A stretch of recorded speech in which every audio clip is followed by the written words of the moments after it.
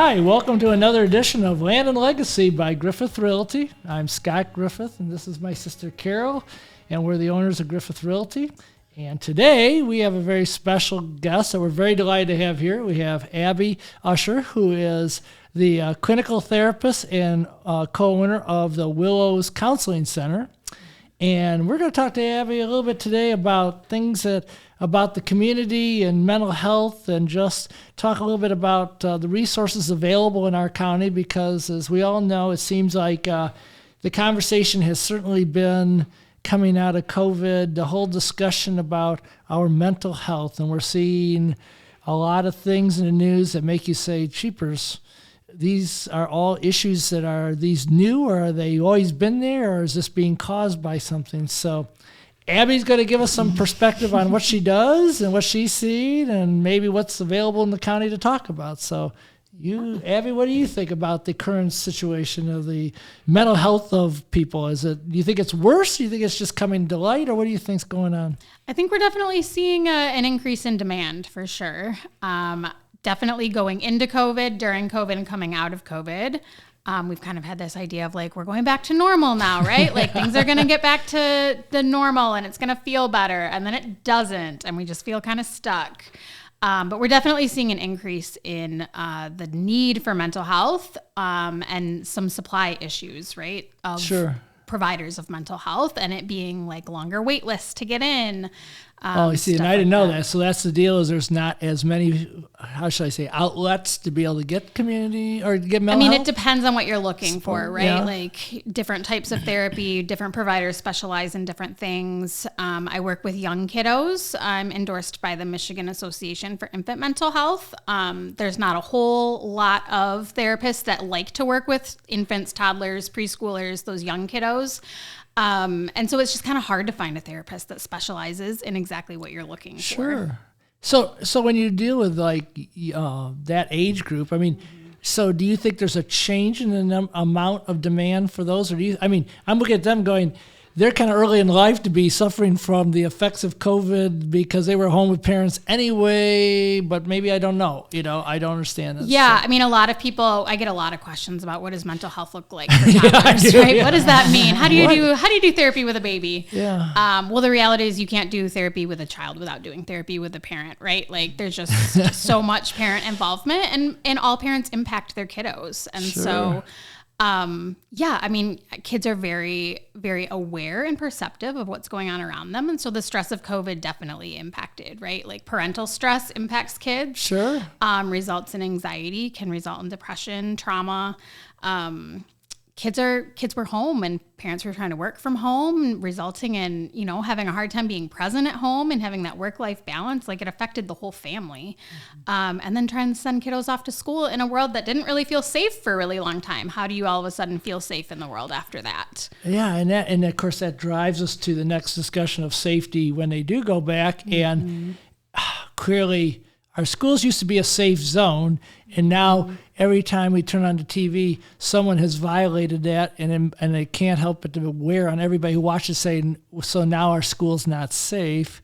Do you think this is just acting out? It's just a progression? Do you think this is unique? We're clearly seeing what we would perceive as extreme behavior that's mental health, you'd assume, driven, but we never used to have that. It doesn't seem like.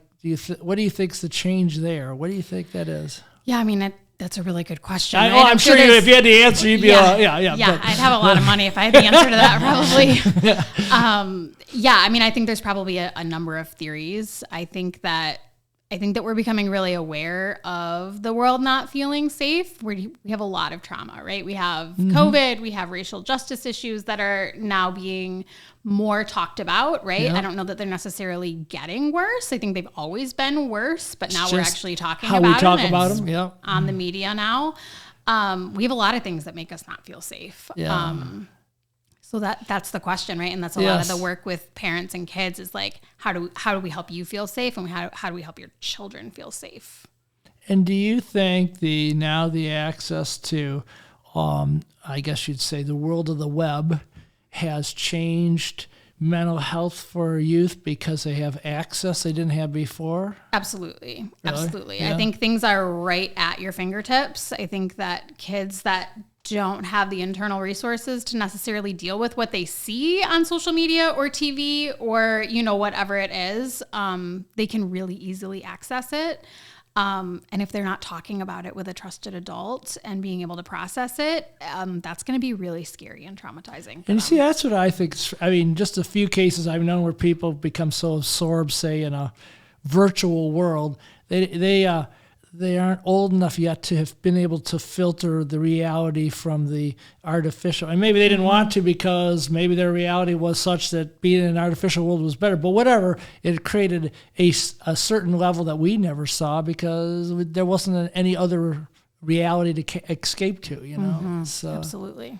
It's interesting. And so as a county goes, do you think we have good mental health? Do you think mental health as in support for mental health issues? Who knows about mental health, but do you think we have the support network for people who need it here? There's definitely support, right? I don't know that there will ever be like enough support where it's like, we don't need any more. But there's definitely support if you know where to look for it, right? Yeah. A lot of our schools are equipped with really great school social workers and school psychologists, school counselors that are available to work with kiddos and also to connect kiddos with outside resources if needed. There's also a really great website called psychologytoday.com where you can put in your zip code and you can find therapists near you. You can also put in like specifically what you're looking for. And it'll help connect, right? So at the Willow Center, myself and my business partner, Tara Frenny, we're very relationally focused. So she is a marriage and family therapist. Nice. She does a lot of couples work, kind of working with the family system. And then I'm more focused on the parent-child relationships. And we certainly do work with individuals as well. But when you're talking to an individual, you're really working within the relationships that they have as well. Right, yeah, whatever their contact is. So there would have been help when my sister, when we were growing up, used to call me crazy. Oh, boy. Oh, boy. No, there was no help, I know. What do you think's influencing some of this? What's the biggest influencers, for adults to see that their children are stressed or have anxiety, besides we talked about COVID a few minutes ago, but is there anything else that you're seeing that's kind of trending that's kind of... Yeah, I think parents see... I think they see their kids through their own lens, right? And so when parents start to recognize their own mental health issues, or not even mental health issues, but just, some early childhood experiences that they had that shaped them, as they start to really process what happened to them, we really start to get into exploring like how they impact their child and how that impacts their parenting and all of those things. So I think as parents are becoming more aware of their stuff, as I like to call it, we can more clearly see what their kiddos are experiencing too. That makes sense. Yeah, once you can reach back and see what made you can start to see what you might be making. Yeah. Exactly. That's interesting. Yep. So what are examples of people who have should have good mental health? Is it a solid family base? Is it what are some of the key things that make up really good controls for mental health? Yeah, that's a really great question. I think that we know that recovery from trauma and building resilience, one of the biggest predictors for building resilience from trauma is the presence of one positive, supportive, secure adult relationship. So relationships are huge. Relationships heal. I believe that change happens through relationships and through feeling loved and cared about and understood. So that's a really big thing. And that's why we talk so much about being able to find a therapist that you connect with and relate to and being able to build that relationship where you feel safe. Because we're not gonna be able to do any work if we don't establish safety first. Sure. So that's one thing. The other thing is there's lots of things, right? Self-care is kind of a big buzzword right now. When a lot of people think about self-care, they think about getting their nails done or... Yeah, I was going to say, what does this mean, Abby? Yep. I don't know what self-care means. Yep, taking a bubble bath or eating some chocolates, right? And like those can all work. If that works for you and that helps you to feel calm and recharge and feel safe, like that's great. You should do that. Self-care also means taking care of yourself in the ways that maybe aren't so fun. So balancing your checkbook, making a meal plan, making sure you're meeting the needs that you have that are emotional or mental or financial or physical, taking care of your body and going for a walk outside or eating some vegetables that really help nourish your body, right? Like these are all things that are a good recipe for taking care of your mental health. Interesting, yeah. Having basically a self-care, self-control plan that you actually feel you're in control of is going to help, right? Absolutely, right? Having kind of a wellness plan where you can recognize your needs and you know how to get those needs met.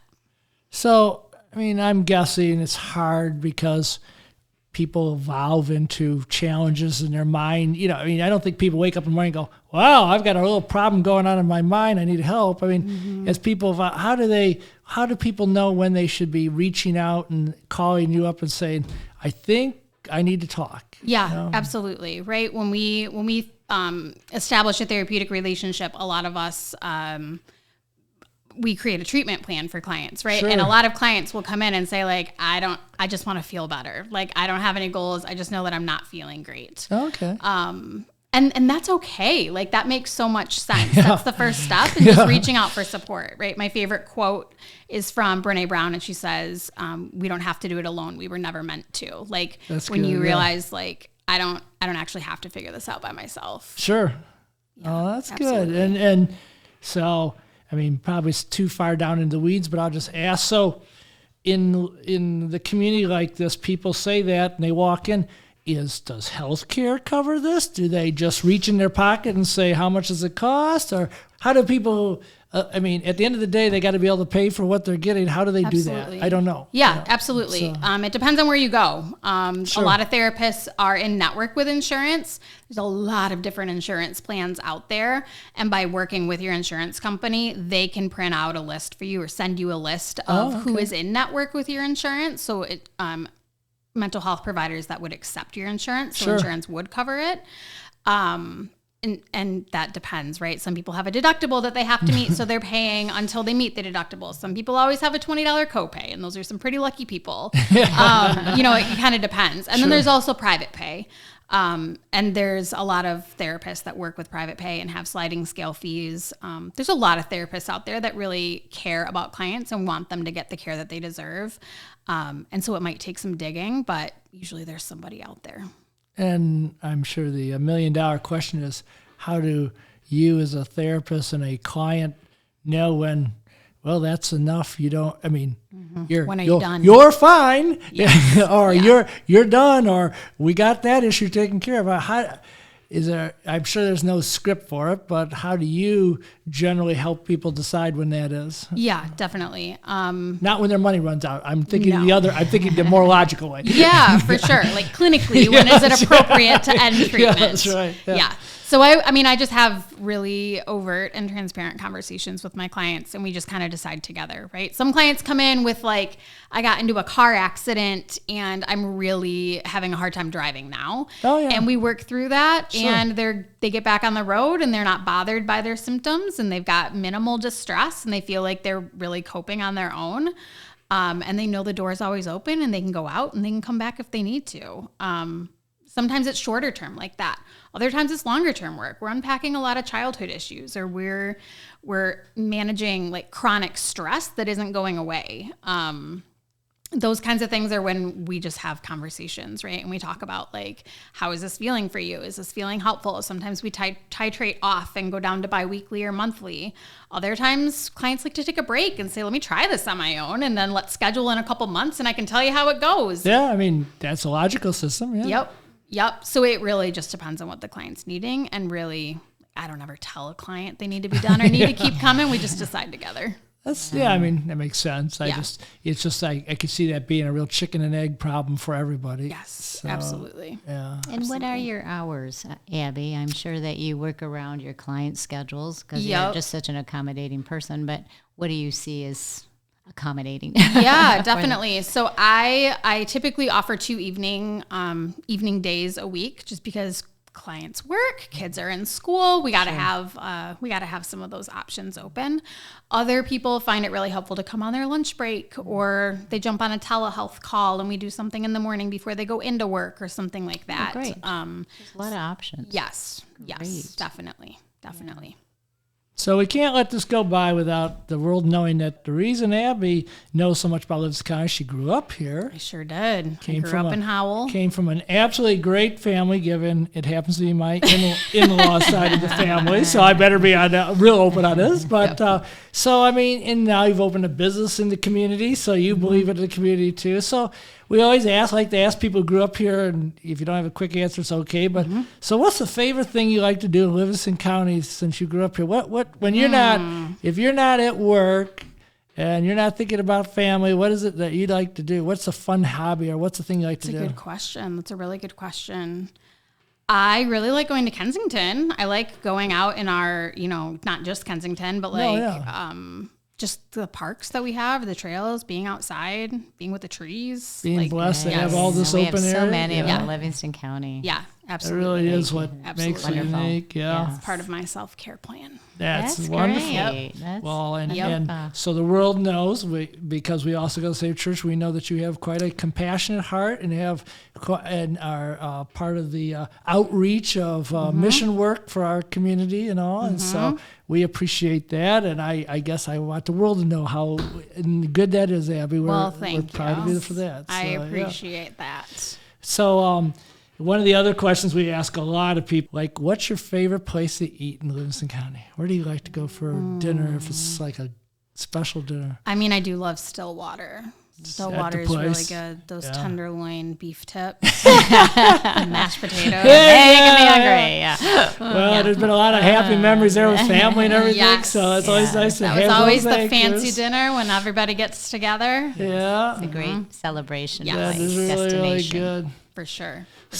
We should probably remind everybody, since it's good for both of us, that you're at 510 West Grand River is where you're right. The Willow Center. Our downtown. big green sign is up. Yeah. Yep. We are open. Is there anything else you can think of that you want to tell us?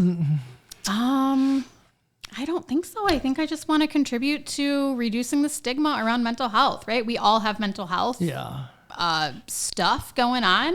Some of us are feeling better than others, and wherever you're at, it's okay. And we're here if you need to reach out. I just pray people reach out when they feel they're lost and accept the fact there's somebody that would help them. It's not, like you say, you don't have to do it alone, right? Yes, absolutely. Absolutely. Well, thanks, Abby, for being our guest. Thank you. I appreciate it. Thanks for having me. Oh, you're welcome. And our pleasure. And thank you for watching another podcast with Land and Legacy by Griffith Realty.